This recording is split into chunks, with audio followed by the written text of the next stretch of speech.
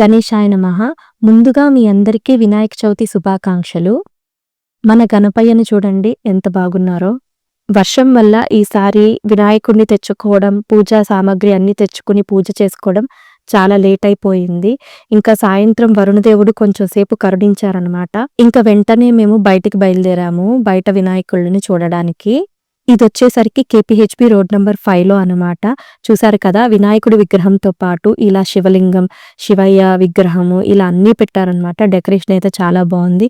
ఇక్కడ చూడండి వినాయకుడిని పెట్టి ఫౌంటైన్ ఫ్లో లాగా అలా బాగుంది కదా. సో ఇవన్నీ చూడండి, ఇలా అమ్మవారి విగ్రహం ఇలా చాలా బాగుందన్నమాట. అక్కడికి వెళ్తే మంచిగా అందరి దేవుళ్ళ దర్శనం అయ్యేలా ఉందన్నమాట మనకి.